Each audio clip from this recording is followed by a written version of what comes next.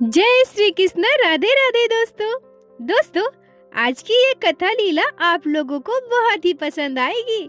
आप लोगों का हृदय भी आज की इस कथा लीला को सुनकर प्रसन्न हो जाएगा। हमारे बाल गोपाल अपने भक्तों की हर मनोकामना की पूर्ति अवश्य करते हैं। बस हमारे मन में लड्डू गोपाल के लिए सच्ची भक्ति और सच्चा प्रेम होना चाहिए। दोस्तों, मैं अपने पहले भी वीडियो में बता चुकी हूँ कि हम चाहकर भी लड्डू गोपाल को अपने घर नहीं ला सकते जब तक लड्डू गोपाल स्वयं हमारे घर ना आना चाहते हो। लड्डू गोपाल को जब जिनके घर जाना हो वो उनके घर किसी न किसी लीला से आ ही जाते हैं। ठीक वैसे ही आज की ये कथा लीला है झारखंड के बोकारो में रहने वाली नीलम जी के जीवन में। नीलम जी कहती है कि बचपन से ही उन्हें पूजा पाठ का बहुत शौक था। वो अपने मायके में हमेशा से ही पूजा पाठ किया करती थी।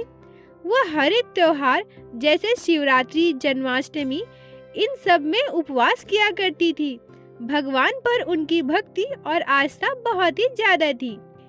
नीलम जी कहती है कि मेरे मायके में जब भी हम लोग घर से कहीं भी बाहर जाते थे या तो कोई एग्जाम देने जाता था तो हमारी दादी हमें सबसे पहले घर के मंदिर में ले जाया करती थी और वहाँ सबसे पहले हम भगवान को प्रणाम करते थे, फिर अपने सभी बड़ों को प्रणाम करके ही बाहर जाते थे। नीलम जी कहती है कि मेरी शादी को अब 15 साल हो गए हैं। शादी के पहले जब मैं अपने मायके में हुआ करती थी तो सच बताऊं तो हमारे मायके में या उनके आसपास कहीं भी लड्डू गोपाल की सेवा होते मैंने नहीं देखी है। ना हमारे आसपास में किसी को भी लड्डू गोपाल के बारे में इतनी जानकारी थी। हो सकता है किसी को जानकारी होगी भी तो कोई इसके बारे में उतनी चर्चा नहीं हुआ करती थी जैसे आज के समय में होती है। आज के समय में सभी के हाथ में मोबाइल है। जो चीजें उनको पता नहीं होती है वो चीज वो YouTube में देखकर जान सकते हैं, परंतु उस समय हम सबके पास मोबाइल नहीं था। बस हमारे घर में पापा के पास ही एक मोबाइल था जो पापा हमेशा अपने काम पे ले जाया करते थे, और जब पापा घर पे होते थे तो मम्मी को या दादी को किन्हीं को किसी से बात करना होता था तो उसी फोन से किया करते थे। नीलम जी आगे कहती है कि जब हम स्कूल खत्म करने के बाद पहली बार कॉलेज गए तब मुझे लड्डू गोपाल के बारे में पता चला। हमारे कॉलेज में हिस्ट्री की एक टीचर थी, उनका नाम सिप्रा मैम था। एक बार मैं प्रिंसिपल के ऑफिस में कुछ काम से गई हुई थी, तभी वहाँ पे सिप्रा मैम आती है। हमारे प्रिंसिपल सर सिप्रा मैम से पूछते हैं कि मैम आज आपको इतना लेट कैसे हो गया। मैम बताती है कि आज हमारे घर पे लड्डू गोपाल के लिए विशेष पूजा रखी गई थी, क्योंकि आज ही के दिन हम लड्डू गोपाल को अपने घर लेकर आए थे। तो पंडित जी आने में लेट कर दिए और सुबह सुबह पूजा पाठ में लेट हो गया, तभी हमें कॉलेज आने में लेट हुआ। नीलम जी कहती है कि मैं मन ही मन सोचने लगी कि लड्डू गोपाल कौन से भगवान हैं जो उनकी पूजा हो रही है, और यह बात मैं अपने क्लास में जाकर अपनी फ्रेंड से बताती हूँ। मैं सृष्टि से पूछती हूँ कि सृष्टि तुम्हें पता है सिप्रा मैम लड्डू गोपाल की पूजा के बारे में बता रही थी, ये लड्डू गोपाल कौन से भगवान है। सृष्टि का ननिहाल वेस्ट बंगाल में था और वेस्ट बंगाल में उस समय भी लड्डू गोपाल की पूजा ऐसी ही होती थी।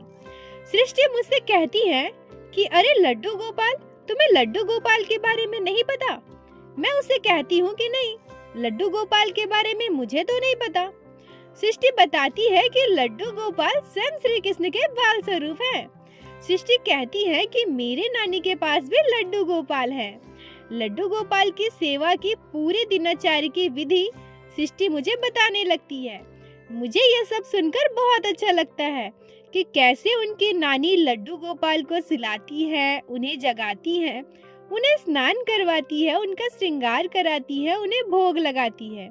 ये सब बात सुनकर मुझे बहुत ही अच्छा लगने लगा था। सृष्टि ने लड्डू गोपाल का पूरा वर्णन मेरे सामने किया, पर लड्डू गोपाल का विग्रह कैसा दिखता है ये मुझे अभी भी पता नहीं था। फिर मैं अपने घर आती हूँ और अपने पापा के फोन में गूगल में सर्च करती हूँ और वहाँ मुझे लड्डू गोपाल के श्री विग्रह के दर्शन होते हैं। सच कहूँ तो उस दिन मैं लड्डू गोपाल को देखकर बहुत खुश हो गई थी। मुझे एक अद्भुत आनंद की प्राप्ति हुई थी। फिर मैंने अपनी माँ से कहा कि माँ, सृष्टि के नानी के पास लड्डू गोपाल है, क्या हम भी अपने घर में लड्डू गोपाल को ला सकते हैं? मुझे लड्डू गोपाल की सेवा करनी है। मेरी मम्मी पहले ही कहती है कि देखो, हमारे घर पे यहाँ पे किसी को भी लड्डू गोपाल की सेवा करने की कोई भी विधि पता नहीं है और हम इसके बारे में ज्यादा कुछ जानते भी नहीं हैं, तो हम उनकी सेवा नहीं कर सकते। और मेरी मम्मी को लड्डू गोपाल के बारे में शायद पहले से ही पता था। उन्होंने मुझसे कहा कि लड्डू गोपाल की सेवा करना बहुत ही कठिन है, इसलिए लड्डू गोपाल की सेवा हम लोग नहीं ले सकते। और उन्होंने मुझे मना कर दिया और बोली कि तुम अपनी पढ़ाई पे ध्यान दो, तुम्हें कॉलेज जाना होता है, कोचिंग जाना होता है, तुम इन सब झमेले में मत फंसो। मेरा मन बिल्कुल ही उदास हो गया। मन ही मन में उदास रहने लगी। अब मुझे एक ही ख्याल हमेशा रहता था कि मुझे बस लड्डू गोपाल को अपने घर लाकर उनकी सेवा करनी है। उसके बाद जब भी मुझे मेरे पापा का मोबाइल मिलता था, मैं गूगल में सर्च करके लड्डू गोपाल को देखा करती थी। मेरी मम्मी और मेरी दादी इस बात के लिए पहले ही मना कर चुकी थी, तो मुझे इस बात को बढ़ाना ज्यादा उचित नहीं लगा और मैं दोबारा कभी भी लड्डू गोपाल के बारे में कोई भी बात नहीं की।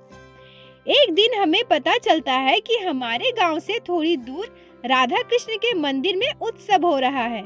मेरी दादी मुझसे कहती है कि नीलम, हमारे साथ मंदिर चलोगी? जैसे मैंने आप लोगों को पहले ही बताया कि मुझे पूजा पाठ में, मंदिर जाने में बहुत ज्यादा दिलचस्पी है। मैं अपने दादी से कहती हूँ कि हाँ ठीक है, चलिए मैं आपके साथ मंदिर चलती हूँ। ऐसा कहकर हम दोनों, मैं और मेरी दादी, मंदिर के लिए चले गए। पर जब हम लोग मंदिर में पहुँचे तो मंदिर का गेट बंद था। शायद उसके पहले वाले दिन ही सब वहाँ उत्सव खत्म हो चुका था और हमें पता ही नहीं था। वो मंदिर में भागवत कथा और सत्संग होने वाला था, जो दोपहर 2 बजे से शाम तक चलती थी। हम दोपहर 2 बजे पहुँचे तो वहाँ कोई था भी नहीं और मंदिर का गेट भी बंद था। हमें वहाँ कोई दिख ही नहीं रहा था जिनसे हम पूछ सके। हम लोग परेशान हो गए कि इतनी दूर से आए हैं भागवत कथा उत्सव देखने और यहाँ पर तो कुछ भी नहीं हो रहा। बेवजह हमें उतना दूर से आना पड़ा और मंदिर का गेट भी बंद है, हम मंदिर में भी दर्शन नहीं कर पाए। ये सब सोचकर हम लोग बहुत ज्यादा परेशान हो गए। तभी अचानक मुझे मंदिर में गेट के सामने रखे एक टोकरी पर नजर जाती है। मैं देखती हूँ कि उस टोकरी में एक प्यारे से छोटे से लड्डू गोपाल बैठे हुए हैं। मैं नजदीक जाकर देखती हूँ तो मुझे ऐसा लगता है कि लड्डू गोपाल मानो मुझे देखकर मुस्कुरा रहे हैं। मैं अपनी दादी से कहती हूँ कि दादी देखो ना, कितने प्यारे लड्डू गोपाल मंदिर के पास में बैठे हुए हैं। दादी और मैं आसपास ढूंढने लगते हैं कि शायद वहाँ कोई हो जिनके लड्डू गोपाल यहाँ रखे हो, पर हमें आसपास कहीं भी कोई दिखाई नहीं देता है। अब हम क्या करें? इसे यहाँ पर छोड़कर भी नहीं जा सकते और अपने साथ लेकर भी नहीं जा सकते।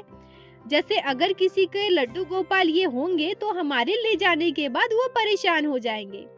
पर मेरे ही मन में बहुत इच्छा हो रही थी। मुझे तो लग रहा था कि मैं अभी ही लड्डू गोपाल को लेकर यहाँ से अपने घर चले जाऊँ। मुझे मन ही मन बहुत ज्यादा प्रसन्नता हो रही थी, पर मैं क्या करती, किसी और के लड्डू गोपाल को तो ला नहीं सकती ना। और वैसे भी मेरी दादी और मेरे मम्मी ने तो मना कर रखा है और मेरी दादी मेरे साथ ही थी।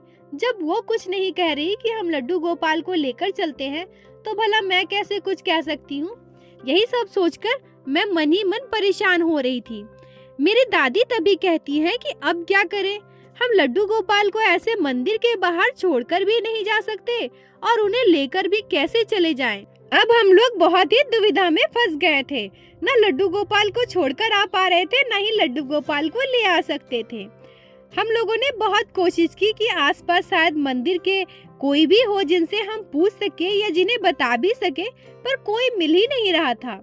तब मेरी दादी मुझसे कहती है कि नीलम, चलो हम लड्डू गोपाल को अपने साथ लेकर चलते हैं और कल हम लोग सुबह सुबह आकर मंदिर के पुजारी जी से इस बारे में बात कर लेंगे। मैं मन ही मन बहुत ही खुश हो गई और मैंने अपनी दादी से कहा कि हाँ दादी, ये सही रहेगा, हम लड्डू गोपाल को अपने घर लेकर चलते हैं। मैं उस टोकरी को वहाँ से उठाती हूँ और लड्डू गोपाल को अपने गोद में लेकर घर के लिए निकलती हूँ। घर पहुँचकर मैं लड्डू गोपाल को अपने मंदिर में रखती हूँ और उन्हें भोग लगाती हूँ, क्योंकि मुझे मेरी फ्रेंड से लड्डू गोपाल की पूजा की सारी विधि थोड़ी बहुत तो पता थी ही। मैं लड्डू गोपाल को भोग लगा करके बहुत खुश थी कि जैसा मैं चाह रही थी लड्डू गोपाल को अपने घर लाना, उनकी सेवा करना, बिल्कुल वैसा ही हो रहा है। पर मेरी मम्मी और मेरी दादी थोड़ी परेशान थी, क्योंकि उन्हें लग रहा था कि शायद ये लड्डू गोपाल जिनके होंगे वो बहुत परेशान हो रहे होंगे अपने लड्डू गोपाल को ढूंढकर। फिर मेरे पापा आते हैं और सारी बातें सुनकर वो कहते हैं कि परेशान मत हो, कल सुबह तुम लोग मंदिर चले जाना, देख लेना, अगर कि जिनके होंगे वो तो ढूंढेंगे ही, फिर उन्हें उनके लड्डू गोपाल को लौटा देना। पर उसी रात घटी एक चमत्कारी घटना। मेरी दादी माँ के सपने में स्वयं आए श्री लड्डू गोपाल। मेरी दादी माँ सुबह उठकर हम सबको बताती है कि लड्डू गोपाल उनके सपने में आए थे और लड्डू गोपाल उनसे कहते हैं कि दादी माँ आप हमें कहाँ भेजना चाहती हैं? हम तो आप ही के घर रहना चाहते हैं, इसीलिए आपके घर आए हैं। क्या आप हमारी सेवा नहीं करना चाहती? क्या आप हमें अपने घर रहने नहीं दोगी? मुझे आपके घर से नहीं जाना, मैं आपके घर ही आया हूँ, आप मुझे अपने घर से कहीं पे भी मत भेजना। मेरी दादी इस सपने से बिल्कुल ही चौंक जाती हैं और उनके आस्था और भक्ति लड्डू गोपाल के लिए बहुत ही ज्यादा बढ़ जाती है। वो मन ही मन बहुत खुश हो जाती है और भगवान को शुक्रिया करती है। वो कहती है कि आज मेरा जीवन धन्य हो गया, जो लड्डू गोपाल ने स्वयं सपने में मुझे दर्शन दिए और ये कहा कि मैं आपके घर पे रहना चाहता हूँ, आपके घर पे सेवा लेना चाहता हूँ। उसके बाद मेरी दादी, मम्मी और हम सभी मिलकर लड्डू गोपाल की सेवा करने लगे। दादी ने पंडित जी को बुलाकर बहुत अच्छे से लड्डू गोपाल की प्राण प्रतिष्ठा करा के हमारे घर पे विराजित किया और हमारे घर पे लड्डू गोपाल की सेवा होने लगी। सभी लोग लड्डू गोपाल से बहुत ही प्यार करते हैं और कहीं भी बाहर जाते हैं तो लड्डू गोपाल को अपने साथ ही लेकर जाते हैं। बोलो बाके बिहारी लाल की जय, लड्डू गोपाल की जय, जय जय श्री राधे। दोस्तों, बहुत सारे भक्त कहते हैं कि उन्हें लड्डू गोपाल को अपने घर लाना है, लड्डू गोपाल की सेवा करनी है, पर लड्डू गोपाल की कृपा ही नहीं हो रही। तो दोस्तों, जब हमारी भक्ति और हमारी श्रद्धा सच्ची होगी तो लड्डू गोपाल स्वयं ही लीला करके हमारे घर आ जाएंगे। भगवान कभी भी अपने भक्तों के बीच में भेदभाव नहीं करते। दोस्तों, आप लोगों को नीलम जी के जीवन में घटी यह घटना कैसी लगी? अगर आप लोगों को वीडियो अच्छी लगी हो, आपके दिल को छुई हो, तो कृपया वीडियो को लाइक करें और अपने दोस्तों के साथ शेयर अवश्य करें, ताकि बाकी भक्त भी लड्डू गोपाल की लीला कथा को श्रवण कर सके। और चैनल को सब्सक्राइब अवश्य करें, ताकि इसी तरह से प्रतिदिन स्वयं बाके बिहारी श्री लड्डू गोपाल की लीला कथा आप लोग हमारे चैनल पे सुन सके। और आपके भी जीवन में घटी हो कोई चमत्कारी घटना या लड्डू गोपाल ने कभी भी की हो कोई लीला जिसे आप हमारे साथ शेयर करना चाहती हैं, तो कमेंट बॉक्स में जरूर बताएं। हम आपसे कांटेक्ट करेंगे और उस लीला कथा को हमारे चैनल पे सारे भक्तों के साथ शेयर अवश्य करेंगे। राधे राधे दोस्तों।